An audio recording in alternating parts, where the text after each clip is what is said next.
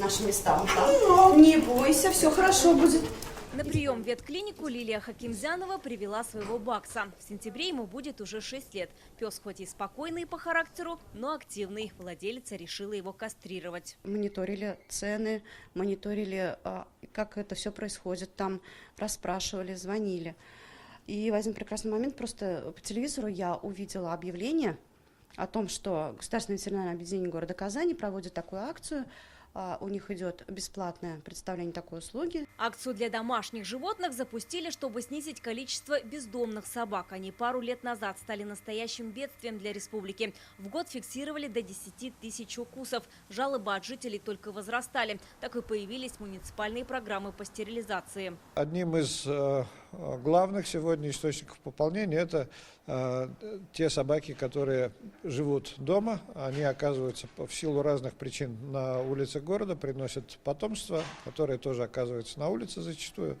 И поэтому родилась программа, основной целью и задачей которой было воспитание ответственного собственника. В Казани сегодня порядка 35 тысяч домашних собак. На улице бродят, по данным двухлетней переписи, 4700 четвероногих. Каждый год прирост по 3000 собак. Волонтерам после учета удалось их поймать и стерилизовать. Частники могут записаться бесплатно. Для того, чтобы провести эту данную операцию, нужно было сначала сдать анализ крови, сделать УЗИ сердца, так как уже у нас взрослый парень.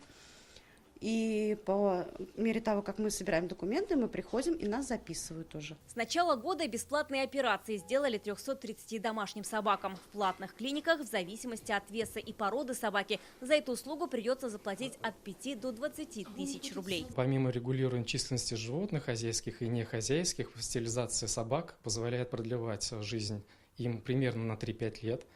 А это профилактирует онкологические и другие гормональные заболевания в старости животных и обеспечивает им просто комфортную старость. Собаку в Казани можно бесплатно чипировать. Номер вводят во Всероссийскую базу учета домашних животных. При потере пса будет легче найти. Бесплатную стерилизацию собак в Казани проводят с 2020 года в рамках проекта «Город без брошенных животных». За это время стерилизовали уже 1000 собак. В этом году операцию проведут еще 3000 четвероногих. Кастрируют собак в 8 госветклиниках Казани. Жители пригородных поселков могут оставить заявку на выезд мобильного пункта стерилизации. Для этого нужно собраться 10 желающим.